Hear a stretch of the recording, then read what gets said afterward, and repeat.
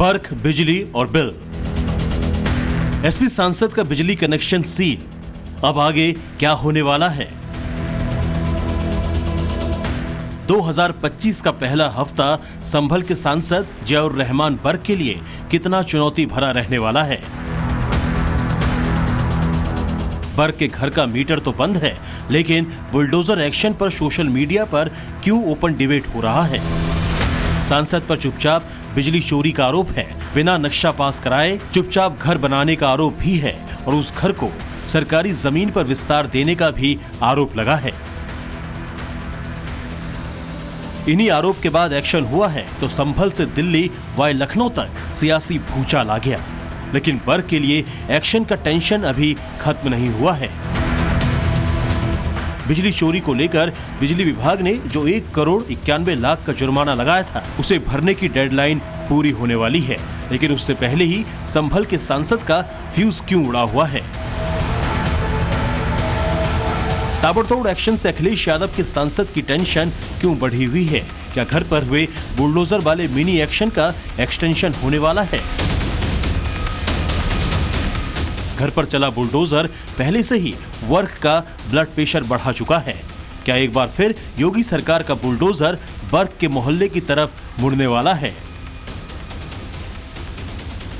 संभल में एसपी सांसद बर्क के खिलाफ एक्शन से समाजवादी पार्टी में खलबली मची हुई है। लेकिन संभल के चौक चौराहों पर क्या चर्चा है? जो कुछ भी कार्रवाई चल रही है वो ये नहीं देखा जा रहा कि ये हिंदू है या मुसलमान है या ये किस पद पर है, ऐसा कुछ नहीं है।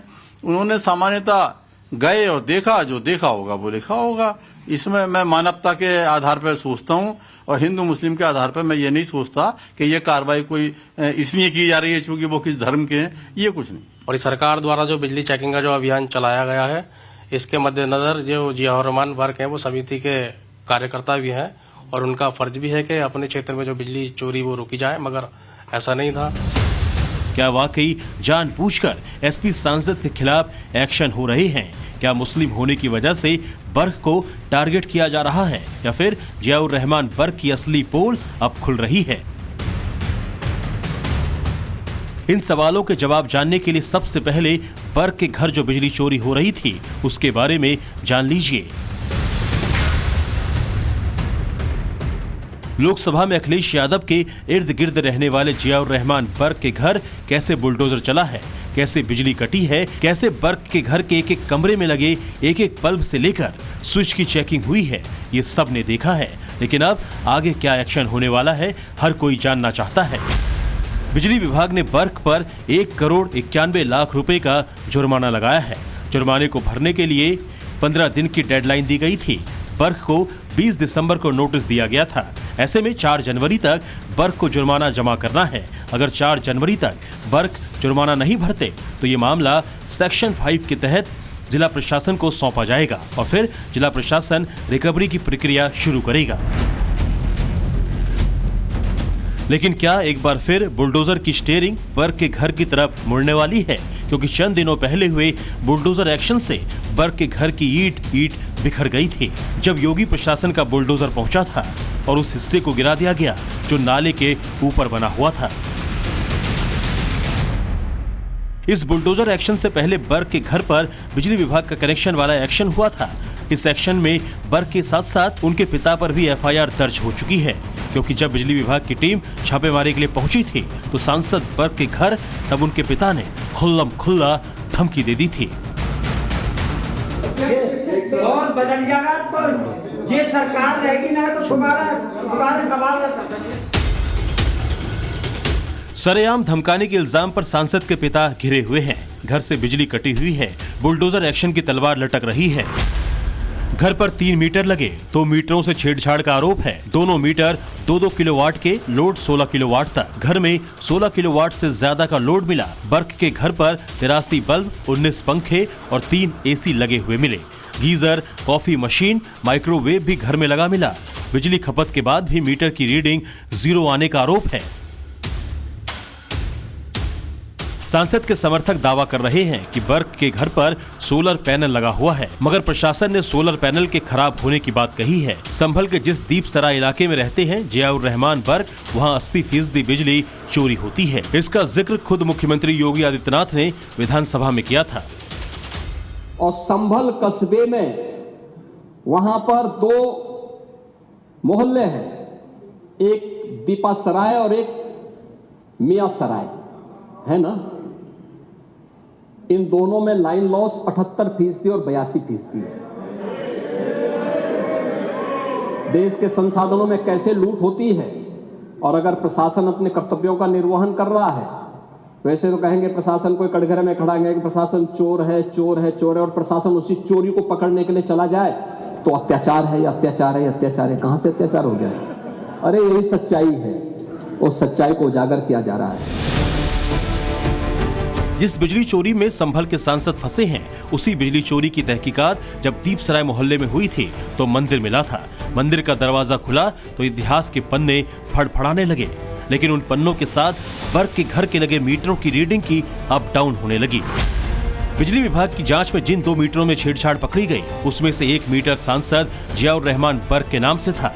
मीटर 2 किलोवाट लोड का लगा था, लेकिन जुलाई से नवंबर तक 5 महीने की मीटर रीडिंग 0 से आगे नहीं बढ़ी। वहीं दूसरा मीटर जो बर्क के दादा शफीकुर रहमान बर्क के नाम पर था, वो मीटर भी 2 किलोवाट लोड वाला था, लेकिन दिसंबर 2023 से जून 2024 तक 7 महीने की मीटर रीडिंग 0 है।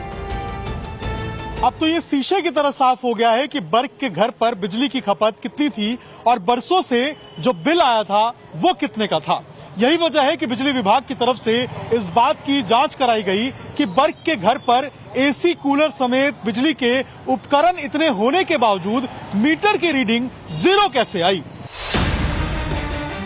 लेकिन बर्क के घर के मीटर की 0 रीडिंग से मुस्लिम वोट की रीडिंग अप डाउन हो रही है और संभल के मोहल्लों में कई एंगल पर चर्चाएं हो रही है।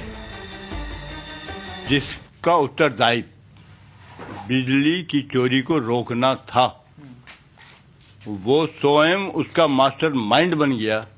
तो इस विषय में अब मैं क्या कह सकता हूँ, ये बताइए आप। मतलब जो उस कमेटी का अध्यक्ष है, जिसकी जिम्मेदारी है कि बिजली चोरी को रोका जाए, उस अध्यक्ष के यहाँ 6 महीने तक 0 रीडिंग, जो एसी भी हैं, सब कुछ है।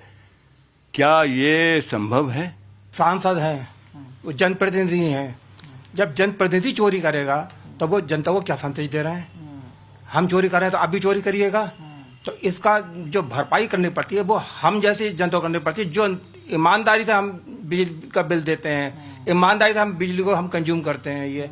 और वो लोग जो फ्री में जो है एसी चला रहे हैं, पानी गर्म कर रहे हैं, उनका बिल जो है 0 आ रहा है। हमारे बिल जो है आ रहे हैं 5-5 हजार के, 4-4 हजार के बिल आ रहे हैं ये।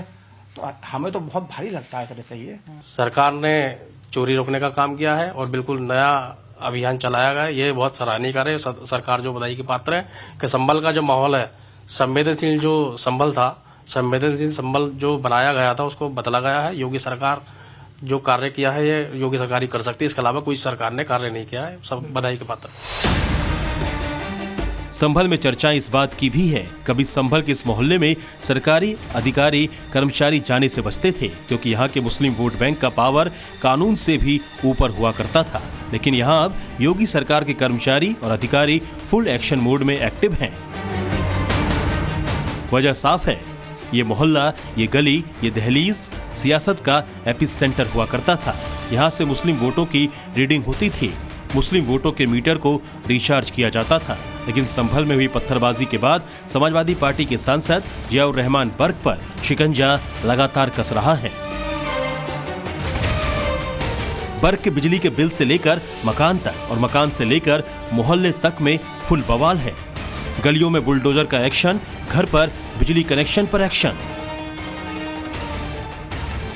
यानी ये बात 100% क्लियर हो चुकी है कि संभल समेत पूरे यूपी में जिन लोगों को लगता था वो अवैध निर्माण करेंगे और उन पर कोई एक्शन नहीं होगा, उन्हें संभल में हो रहे एक्शन की तस्वीरें डरा रही हैं।